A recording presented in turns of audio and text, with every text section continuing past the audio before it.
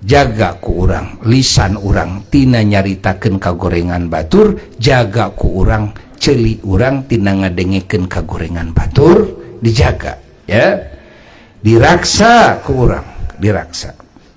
Teu adapun anu dicaritakeun ku Buya bieu ieu teh adalah kagorengan batur nya, kagorengan batur tapi adalah nyaritakeun kagorengan anu matak madarat ka umat, terutama dina akidah justru eta mah kudu dibejakeun, kudu dibejakeun eta mah ya.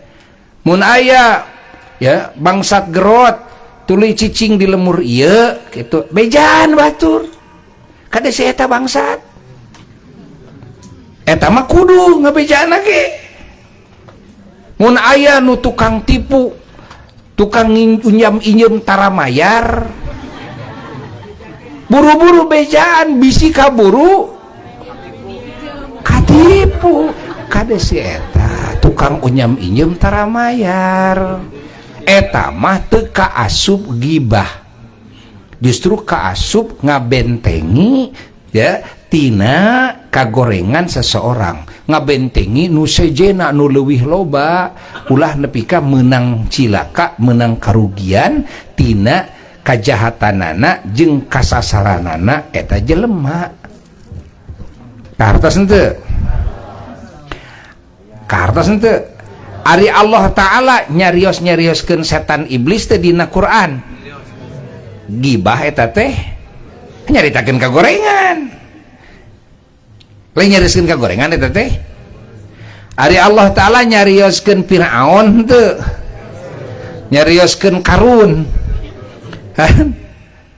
Eta teh naon? Nyarioskeun Abu Lahab. Eta teh naon? Gibah teh nyaritakeun kagorengan. Eta mah ku Allah ge dicontohan.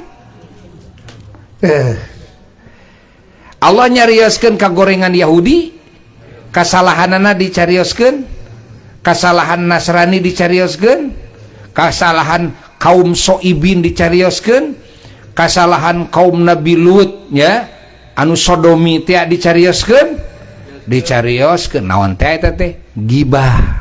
Nyarioskeun kagorengan batur nu nya gibah, lamun henteu nya mah fitnah. Da ieu mah nya Allah nguningakeun gibah teh nyarioskeun kagorengan anu bener-bener goreng. Nah, dicontohan eta mah ku Allah. Tuh, ku Rasul oge diuningakeun, dicontohan ku Rasulullah sallallahu alaihi wasallam. Tuh ari geus sidik goreng nu matak ngabahayakeun batur. Eces henteu? Lamun kagorengan umat Islam anu teu ngabahayakeun batur, kagorengan manehanana umat ulah sok diungkap. Tong sok diungkap. Eta mah kagorengan pribadi, teu ngaganggu nu saejen, teu ngarugikeun nu saejen, gitu kan? Eces henteu?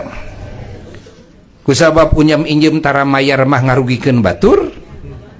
Pek eta mah teu naon bejaan batur. Gitu. Kusabab sok pulang paling dina pangajian oga ya HP laleungit ku si eta. Kade sing hati-hati gitu kan. Aya senal manehna mah gitu kan, mawa senal nu goreng patut. Tuh, balik mawa nu alus. Gitu kan. Tak aya si eta.